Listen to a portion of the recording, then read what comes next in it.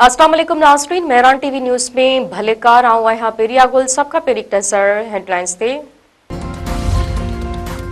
कोयटा में सीटीडी जी कार्रवाई 8 दहशतगर्द मारिजी विया। सीटीडी तर्जुमान चवण आहे त दरख्शां वारे इलाइक़े में कार्रवाई दौरान दहशतगर्दनि सां मुक़ाबिलो थियो। फायरिंग जी ॾे-वठ में 8 दहशतगर्द मारिजी विया। 3 अहलकार ज़ख़्मी थी पिया आहिनि। सीटीडी तर्जुमान मूजिब मारिजी वियल दहशतगर्दनि वटां हथियार ऐं बारूदी मवाद हथ कयो वियो आहे। मारिजी वियलनि जो तालुक़ पाबंदी मढ़ियल तंज़ीम सां हो। डेरा इस्माइल खान में दहशतगर्दनि जो कस्टम ऑफिस ऐं थाणे ते हमलो। कस्टम ऐं पुलिस जा 2 अहलकार शहीद। दहशतगर्दनि कस्टम जी 2 गाॾियुनि खे बाहि ॾेई छॾी। यार्क इंटरचेंज वेझो मुसाफ़िर बसनि मथां बि हथियारबंदनि जी फायरिंग। पुलिस तर्जुमान जो चवणु आहे त पुलिस जी जवाबी फायरिंग में दहशतगर्द फरार थी विया। कंदकोट वेझो चाचड़ ऐं जागीरानी दुरनि में पुराणे तकरार तां रतो छाण। 3 ॼणा मारिजी विया। दुरानी महर जे कचे वारे इलाइक़े में झेड़ो।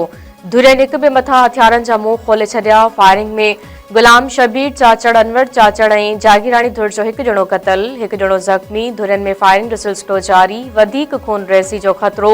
इलाइक़े में दहकाउ वारी सूरत-हाल। नवाब अली मोहम्मद में 3 गर्भातियुनि जा लाश रखी हयल धरणो पुलिस ज़बरदस्ती ख़त्म कराए छॾियो। फजर वक़्त एसएसपी बेनज़ीराबाद जी अॻवानी में पुलिस अटाला धरणे मथां कड़की पिया। मौजूद माण्हुनि मथां लठबाज़ी। अलाबख्श भंड समेत केतिरा ई माण्हू गिरफ़्तार। पुलिस मक़तूल इमदाद भंड ऐं 2 ॿारड़ियुनि जा लाश तहवील में वठी छॾिया। बण ॻोठ इस्माइल भंड पहुचण ते वारिस औरतनि ऐं मर्दनि में रोज राड़ो इंसाफ़ लाइ दाहूं।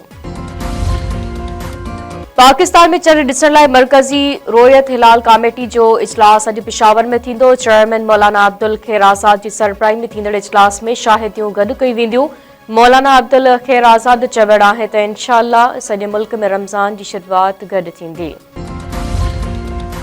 सऊदी अरब, गॾियल अरब अमारात, कतर, कुवैत ऐं बहरीन में अॼु पहिरियों रोज़ो इराक, यमन, लिबनान, फ़लस्तीन ऐं अफ़गानिस्तान में अॼु पहिरियों रोज़ो रखियो वियो। अमरीका, कैनेडा, बेल्जियम ऐं बर्तानिया जा मुसलमान विरहाइजी विया।